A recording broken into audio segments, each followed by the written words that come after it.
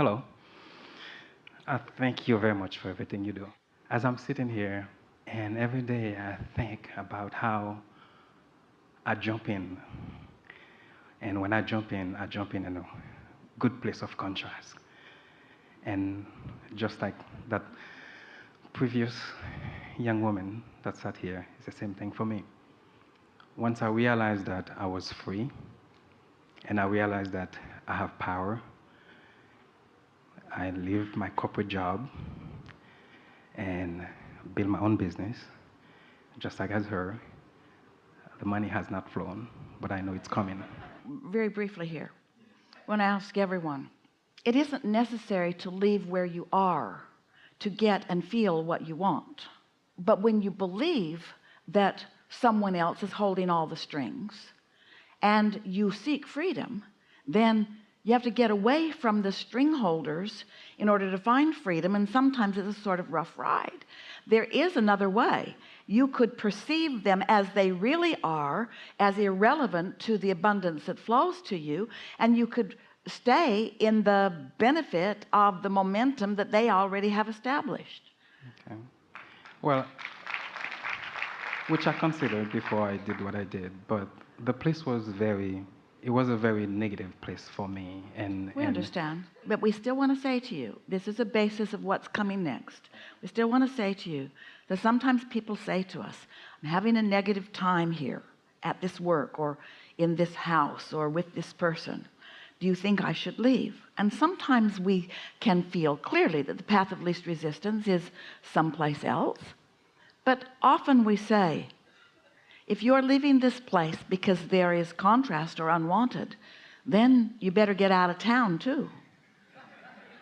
And then out of this country and off of this planet. Now we don't know where to send you because there's contrast within every particle of everything. And so we are not suggesting that you put up with things that you cannot stand to put up with, but we are wanting to say that the majority of contrast that you feel is about misunderstanding of where your true power comes. And if you go from place to place because there's contrast, then you never really find your true power. You find your true power when you stand in contrast and understand it for the good thing that it is, for the value of desire that it gives birth to. You could stand in any arena of contrast and give your undivided attention to the desire that the contrast provided, and the negative side of that contrasting environment would evaporate immediately, and its beneficial side would be all that you see. You see what we're getting at? But humans have stuck in their vibrational craw that to be free, you need to be away from everything you don't like. The thing that is tricky about that is that in every particle of the universe and in every human you will ever meet, there are things you want to see and things you don't want to see. And you've got to figure out how to be the decipherer and the discerner, not the runner awayer from everything that bothers you, because there is no place to go. Till you croak, you could come here with us. And then we just come right back here with you. And we're not bothered by your crap. Okay.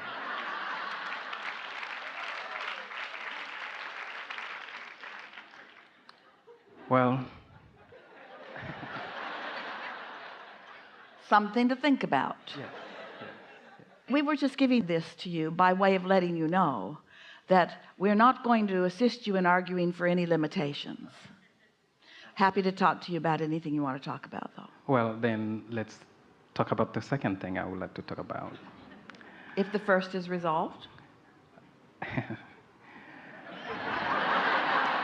Well, again, having been to contrast, I think that's what you just said to the previous lady. It's like you say, it's better when you sit back there than when you're in a hot seat. When a hot seat, you get the pressure. But I think I understood what you tell her, that, and from what I understand now, it's contrast is always going to happen. It's just a matter of me and the perspective and how Contrast is choices. And it feels to most people that contrast is somebody else doing something to you. And once you get it in your awareness that contrast is choice, then you're free. And then contrast serves you.